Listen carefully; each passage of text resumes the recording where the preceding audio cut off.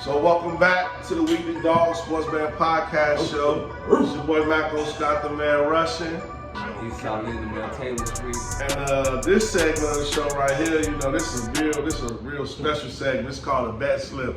So this week we take time to go over bets and highlight bets and really drop information and strategies on what we're doing. This is really the meat and potatoes of the show. I love this part of the show more than the picks, you know what I mean? Well, so tell us about what we got on the bet slip today. What we featuring today? So the bet slips that we are featuring today is first and foremost we call this the no cigar.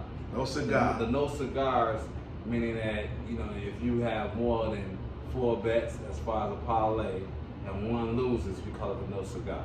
Right. So we're gonna just go over. We're gonna go over. So let me get it right. So no cigar. I gotta clean it up for my people. A no cigar is a parlay bet that has more than 4 legs and you got them all right but one.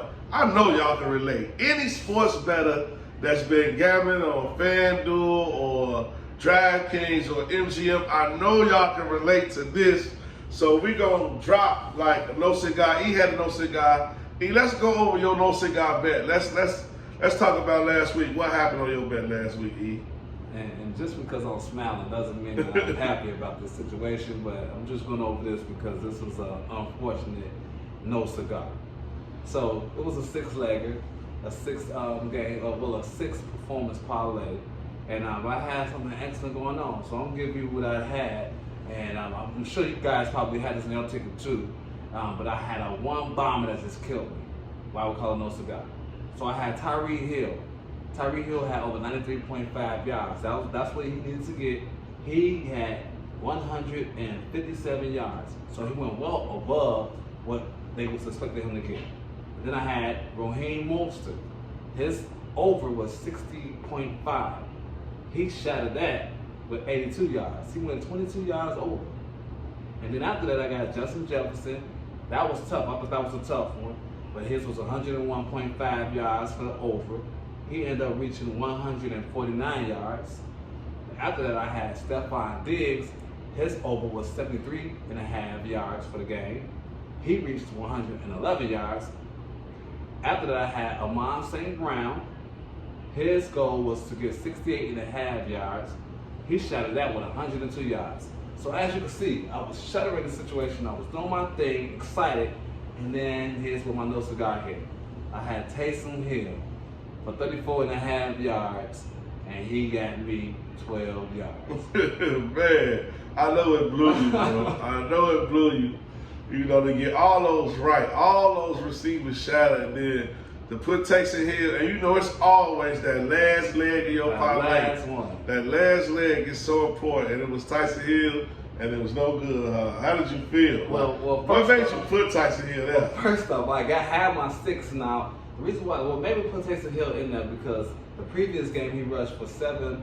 He did 7 carries for 75 yards, and then also the running back Jamal Williams, he was injured. So the media, TV, everybody telling me, oh, Taysom Hill, this guy's gonna get more carries. He just had 75 yards in the previous game. So I'm thinking, okay, cut that in half, 35 yards with more carries. I'm assuming he was gonna get more carries. So that's the reason why I chose Taysom Hill. But it was a terrible decision because he's not even a running back. Yeah. So that's why I messed up. I should have put him on another ticket and see what happens with that situation. Yeah. But as you can see, my other guys, they were like superstars in their own position.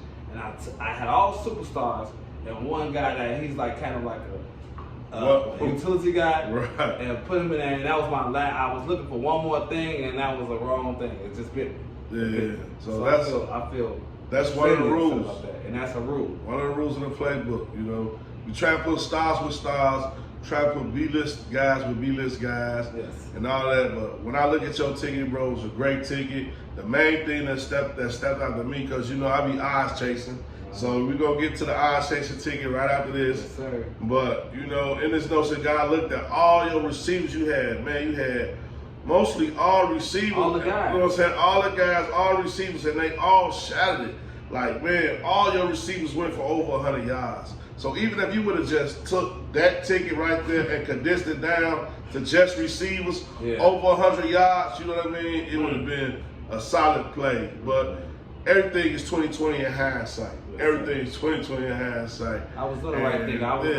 This was definitely on the right pace. It was cooked. It was a ticket that was cooked and baked. You know, where I did my research, I knew that this was going to happen. It's just that the Taysom Hill, that was a thing that I probably should have like laid off of because he's not a running back. And for me to say quarterback / tight end / wide receiver / everything is going to get 35 yards. He might get it this game, he might not get it that game. So that's my mistake. I made a mistake on that. Yeah. But this is still considered. Yeah, it's part of the game. It's part of the game. Cigar. You can't win. You can't win them all, so no cigar. You can't win them all, but let's get to the highlights.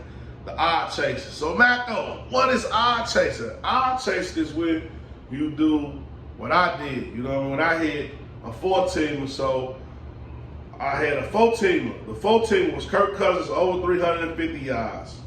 Justin Herbert over 350 yards. Kareem Hunt over 125 yards. And Justin Jefferson over 125 yards. So it was 4 things. Those 4 things right there, the odds for that whole play was 55 to 1. So if I bet $1, I get $55. I actually bet $2.50 and got $140. And they like, Macko, how did you do that? Well, what made you pick those? Well, I'm gonna keep it short and sweet because we ain't got a lot of time in this segment. And I'm just gonna tell you like this. The strategy I took when making this bet, I was looking at the 2 best quarterbacks and the 2 best receivers. Now I knew that Kirk Cousins was and Justin Jefferson was really the best wide receiver quarterback combo really going at this time. And who they was facing was Justin Herbert and Kareem Allen. Kareem Allen had been set out all season. All last season he had set out with injury. And he got off to a decent start. Feel like his last game he showed up. And I really feel like Minnesota defense was suspect and that they can really do their thing. And boy was I right. Boy was I right about that. So cigars. Yeah, real cigars. For this one, we flavor big stogies. I'm putting weed in mine though, and I ain't even messing with the tobacco. But y'all know what it is, man. So that's really what I was looking for. I had this whole strategy. It's a whole odd chasing strategy. When you focus on the stars of the game and you kind of leave out those B-list players because at the end of the day, those be the guys that mess up the bet.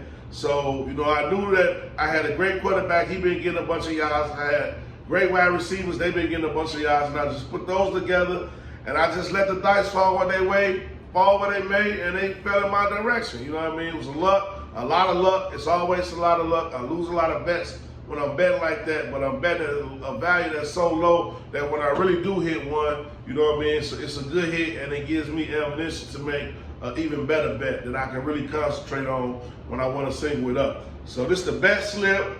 You know, it's the Weekly Dog Sports Betting Podcast Show, and this is the meat and potato. This is one of my favorite segments. And man, Joe, E told you about his no cigar and what a no cigar was. I told you about odd chasing and what odd chasing is. Hopefully it helped you out when you're making these type of bets in the future. And man, we gonna go to another break.